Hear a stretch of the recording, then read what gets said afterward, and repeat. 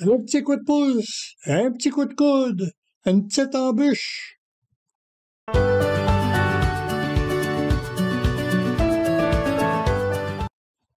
Mais qu'est-ce que l'huile et le sable ont en commun?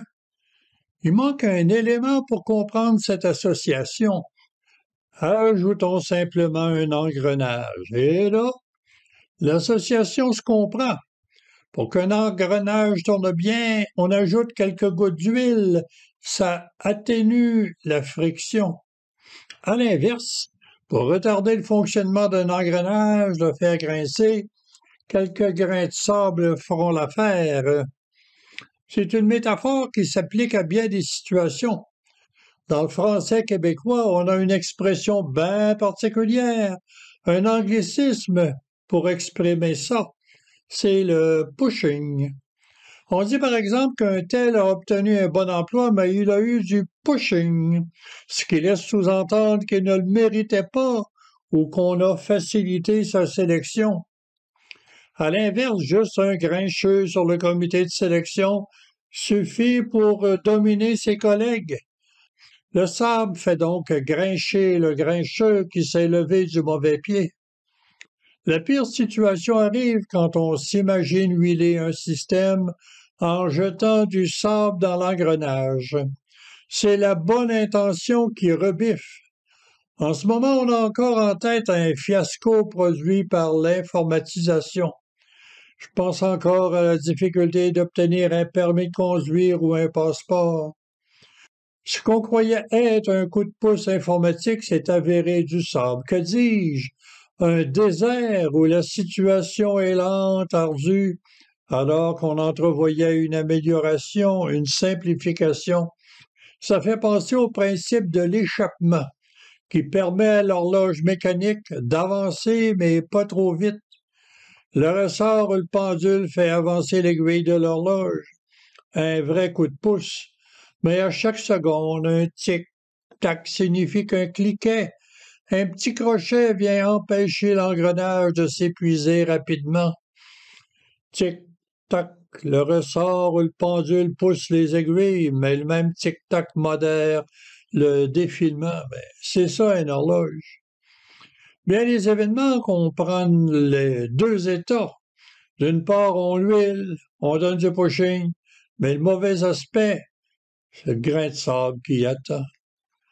On peut se demander si tous les grains de sable sont nuisibles dans l'engrenage d'une vie et en même temps si tous les coups de pouce bien huilés sont bénéfiques. Regardons quelques situations bien actuelles. Pensons à l'achat en ligne. Ça devrait être facilité et bien huilé, mais parfois on y ajoute des distractions comme l'acceptation de cookies ou des images non sollicitées. On dirait qu'il y a plus de sable que d'huile.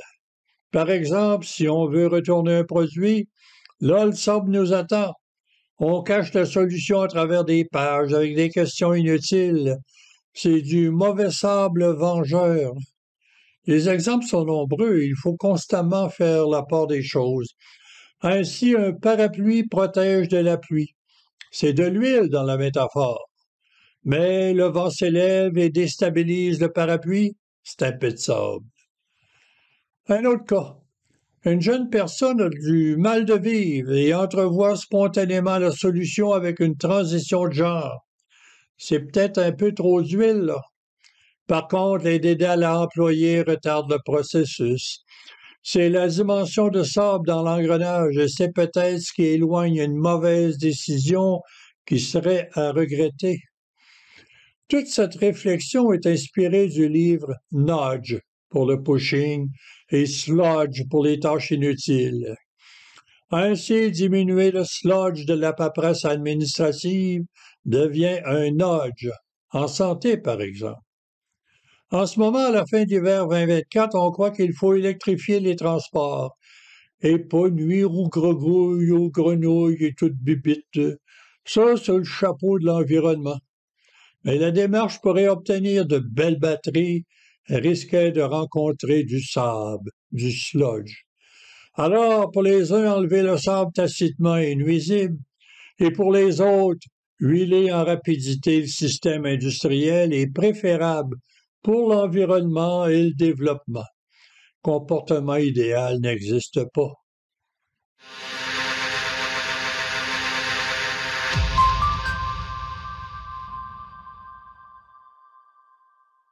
Agir sur un coup de tête, c'est du sable. Donner un coup de pied, c'est du sable. Donner un coup de coude, c'est de l'huile. Donner un coup de main, c'est de l'huile.